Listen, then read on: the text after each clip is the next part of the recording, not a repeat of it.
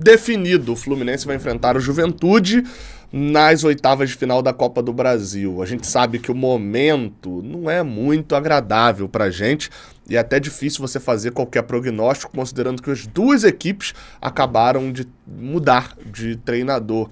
Mas a gente não pode ignorar o fato de que o Fluminense é uma equipe que, no papel, tem mais qualidade do que a equipe jaconeira, né, como eles chamam lá. Por outro lado, a gente também não pode ignorar de que o momento deles é bem melhor do que o nosso. Como eu falei, as duas equipes trocaram de treinador, dando o famoso serviço, né, as informações. Tá aí o diagrama ali da quarta fase das oitavas de final da Copa do Brasil. Flamengo e Palmeiras, Atlético Goianiense e Vasco, Atlético Paranaense e Red Bull Bragantino, São Paulo e Goiás, CRB e Atlético Mineiro, Botafogo e Bahia, Corinthians e Grêmio, Juventude e Fluminense. Lembrando que o Fluminense decide em casa, decide no Maracanã. O jogo de ida será lá em Caxias do Sul, provavelmente, a não ser que eles vendam o mando de campo, mas não é esperado, né? Por mais que eles fizeram isso agora no Campeonato Brasileiro, vendendo o mando contra Atlético Mineiro e São Paulo, mas não é esperado que eles façam isso na Copa do Brasil. O jogo será lá em Caxias do Sul, o jogo de ida logo após o jogo contra o Red Bull Bragantino. Então o Fluminense joga no domingo agora, né? No outro domingo, né? Depois desse agora, no domingo da semana que vem, no dia 28, contra o Red Bull às 11 horas em Bragança, e depois tem uma ida para Caxias do Sul para jogar na quarta, dia 31, ou na quinta, dia 1º. Tá? Vou até botar aí na tela, aqui, ó, aquela planilha que eu sempre faço e que eu sei que muita gente gosta de visualizar dessa maneira aqui. Que é, ó, Red Bull, agora a sequência do Fluminense, né? Tem Cuiabá nesse domingo, às 8 horas. Na quarta-feira, um Fluminense-Palmeiras no Maracanã. Aí tem Red Bull e Fluminense no outro domingo às 11.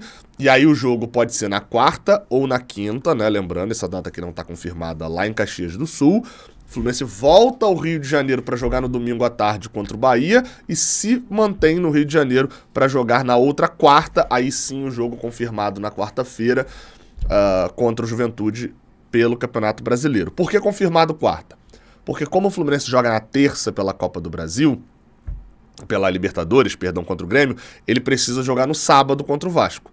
Como ele precisa jogar no sábado e esse Fluminense Bahia é no domingo, ele só pode jogar na quarta contra o Juventude. Bem, acho que dá pra dizer com todo respeito aos amigos jaconeiros, à torcida do Juventude, que a gente deu sorte nesse confronto. Pode ser até que o Juventude também considere que deu sorte de pegar o lanterna do campeonato, mas é um fato que a gente deu sorte porque poderíamos ter pego Atlético Mineiro, poderíamos ter pego Vasco, que é um rival local e tá num bom momento, e claro também Botafogo, Flamengo e Palmeiras, que são 3 times que estão no topo da tabela, além do Bahia também. Então tinha adversários muito mais difíceis, mas isso não nos coloca numa função de extremo favoritos, nem nada disso. Vamos para as outras notícias e enquanto roda a vinheta você deixa um like aqui embaixo.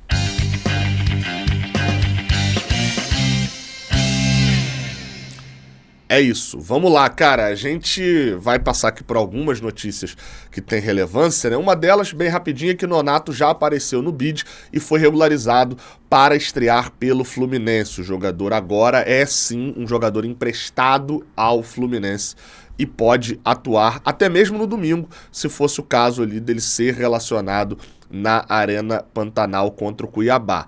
A gente ainda não sabe exatamente se o Mano Menezes vai optar, já que o jogador acabou treinando muito pouco, né? Vai ter pouco tempo de treinamento. Inclusive, uma informação, nesta sexta-feira, nós estaremos lá no CT Carlos Castilho, toda a equipe ali do Jornada, vai estar eu e o Lessa, aqui do Raiz Tricolor também, com a coletiva do Thiago Silva, tá? Faremos ao vivo ali a coletiva do Thiago Silva, coletiva dada lá no CT Carlos Castilho. O jogador já deu uma coletiva de apresentação lá na chegada no Maracanã e agora fará uma no CT Carlos Castilho.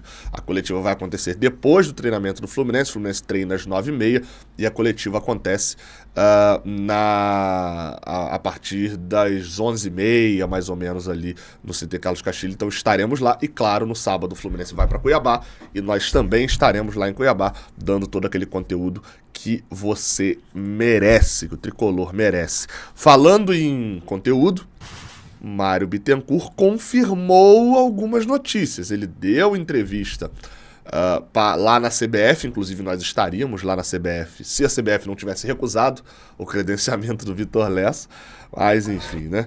O Mário Bittencourt deu entrevista lá no sorteio, falou sobre o confronto contra o Juventude e falou sobre negociações. Vamos rodar aí a entrevista, as imagens são do GE. Globo. Vamos lá. Todos os confrontos da Copa do Brasil são muito difíceis, é uma Copa, né? Todas as Copas são difíceis, o confronto de mata-mata reflete muito o momento, né? Assim, e acho que é um adversário, lá em Caxias é bem difícil, o Juventude tem um time bom, tem um time que está arrumado, tá muito bem no Campeonato Brasileiro, e enfim, respeitando demais o adversário e, enfim, trabalhar para poder seguir adiante depois e passar para as quartas de final. Agora começa a parte sobre negociações. Queria que você comentasse as movimentações do Fluminense nessa janela e também a situação do Thiago Silva, né? A expectativa para ele estrear, como é que ele está, você que acompanha, né, seguidamente, de perto.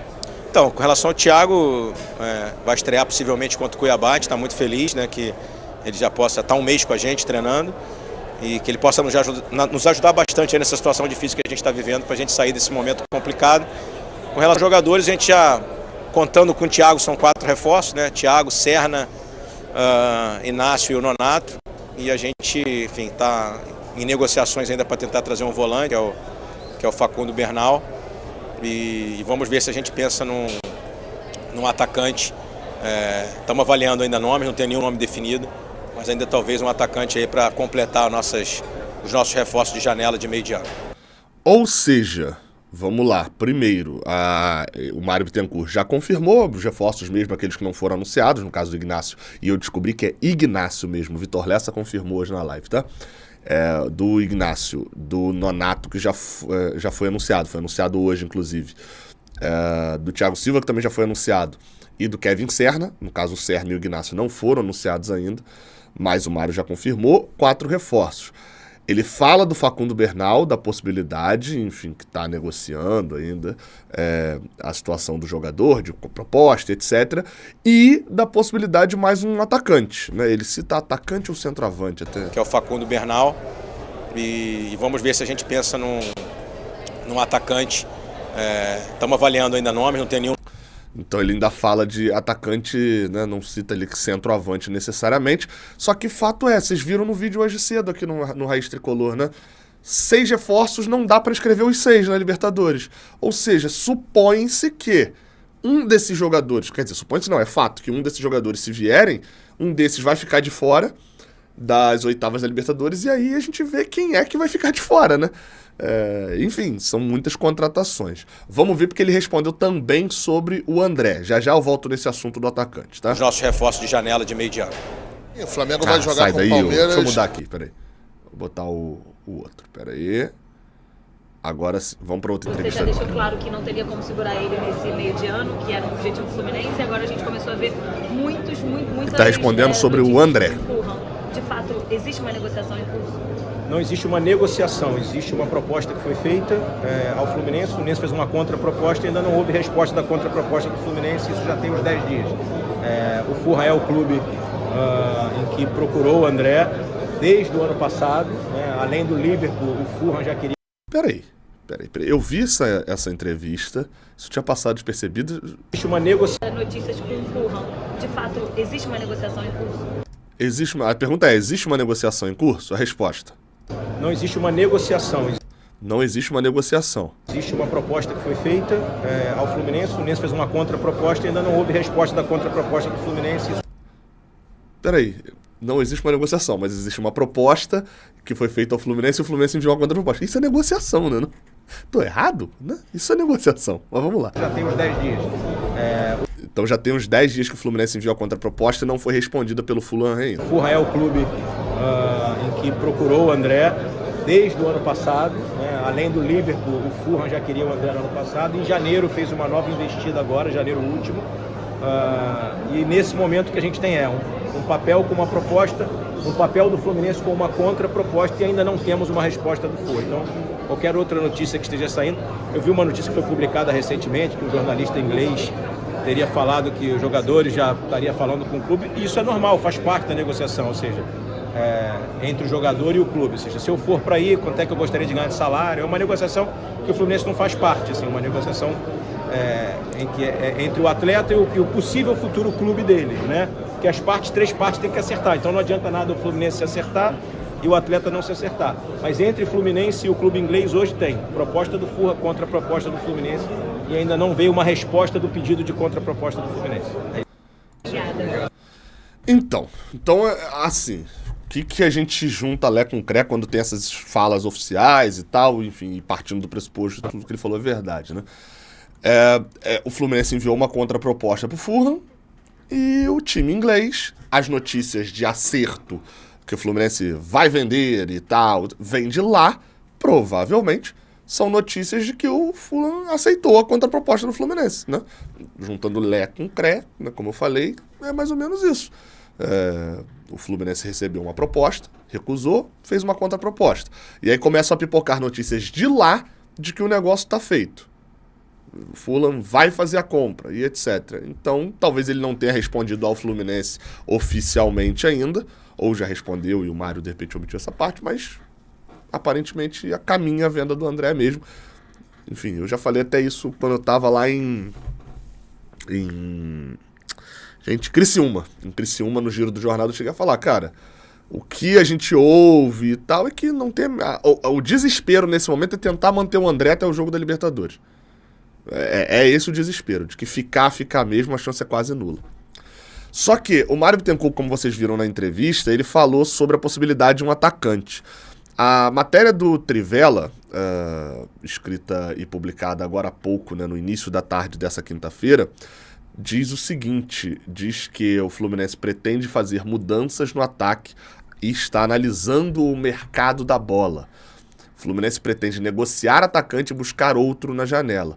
Segundo diz aqui a matéria, o desejo do Mano Menezes é de fazer mudanças no setor e uma dessas mudanças é a saída de John Kennedy. Não pretende fazer jogo duro para negociar John Kennedy. Quando esse tipo de coisa sai, você já sabe, né? É porque a gente já tem um olhar interno de que não está muito valorizado o cara mesmo. O John Kennedy diz aqui a matéria que parecia ter se transformado em ídolo aos 21 anos, mas em 2024 deu passos atrás no carinho que recebia da torcida. Antes querido na arquibancada, o Camisa 9 tem dado menos respostas em campo. E ainda continua querido na arquibancada, por parte da arquibancada, né? Não tem boa. Você vê foto de criança, tá lá as crianças fazendo lá o gestozinho do urso e tal. É uma relação extremamente complicada. Aí até continua aqui. Os problemas fora dele, na verdade, são as questões que o afastam do sucesso no clube. Enfim, diz aqui que o Fluminense negou uma proposta de 15 milhões de euros pelo John Kennedy do Lyon. Eu lembro na época das apurações dizerem 10 milhões de euros. Se foi 15 mesmo, o que a gente queimou de dinheiro... Aí você fala, pô, mas teve o título da Libertadores. Concordo.